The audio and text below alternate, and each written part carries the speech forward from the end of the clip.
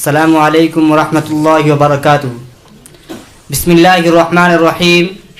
أشكر أعضاء مؤسسة مركز المعارف شكرا جميلا من أعماق القلب، لأنهم عقدوا ويعقدون برامج منحصرة على قضايا هامة مرموقة وعلى قضايا ابتليت بها الأمة.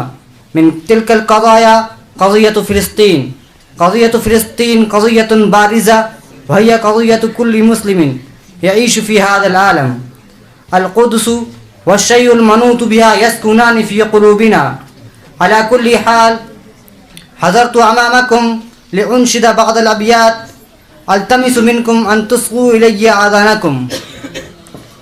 سأحمل روحي على راحتي وألقي بها في محاذ الردى، فإما حياة تسوء الصديق وإما ممات يغيض العدا.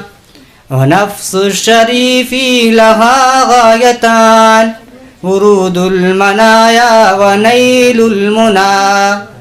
وما العيش لا عشت إن لم أكن مخوف الجناب حرام الحمى. إذا قلت أصغى لي العالمون ودوى مقالي بين الورى، أرى مصرعي دون حق السليب ودون بلادي هو المبتغى. يلذ لأذني سماع الصليب ويبهج نفسي مسيل الدماء. فمنه نصيب لأسد السماء ومنه نصيب لأسد الشرى. كسى دمه الأرض بالأرجوان وأثقل بالإطر ريح الصبا.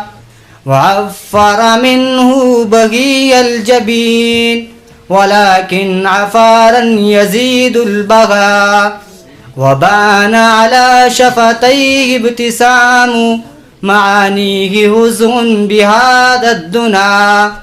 ونام ليحلم حلم الخلود ويحنع فيه بأعلى الريا.